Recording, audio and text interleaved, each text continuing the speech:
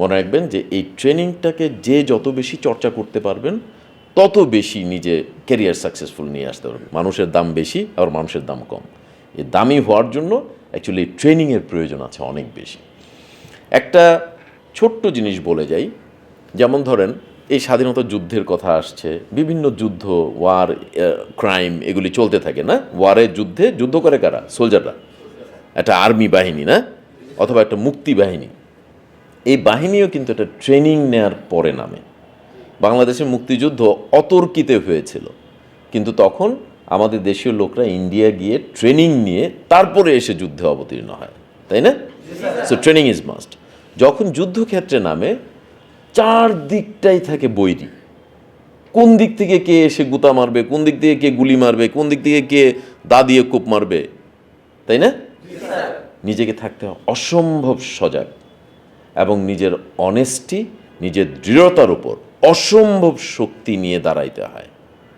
চোখ কান খোলা রাখতে হয় এবং মনে রাখতে হয় ট্রেনিংয়ের কথা। Do you understand? তাইলেই কেবলমাত্র একটা যুদ্ধ জয় সম্ভব। আপনারা যে ফিল্ডে যাচ্ছেন, যাওয়া মাত্রই দেখবেন এরকম অসংখ্য বৈরী সিচুয়েশন আপনাদের সামনে। হয়তো আপনার যে ইমিডিয়েট সুপারভাইজার থাকবে সেই বলবে, আরে ধুর, এগুলি একটু কম্প্রোমাইজ করে চলো, রাইট?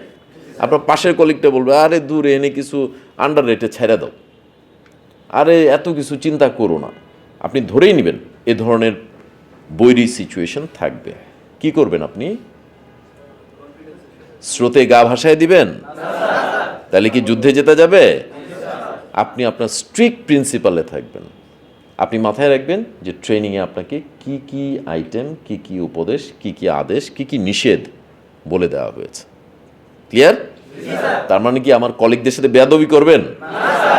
খুব সুন্দরভাবে বিনয়ের সাথে বলবেন, স্যার আমি দেখছি, দেখে আপনার কাজটা আপনি পারফেক্টলি করবেন। ক্লিয়ার?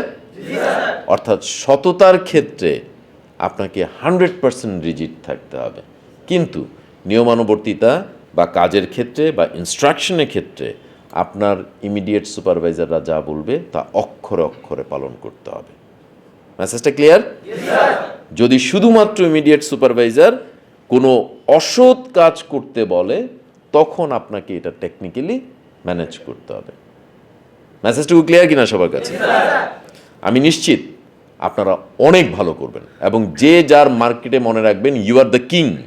ওই মার্কেটটা আপনার, আপনি নিজের মতো করে সুন্দর করে গড়ে তুলবেন এবং ইনশাল্লাহ হামদর্দি ভাবটা যদি ভিতরে পারেন, তাহলে আমরা ইহকাল এবং পরকাল দুইটা কালেই খুব শান্তিতে বসবাস করতে পারবো।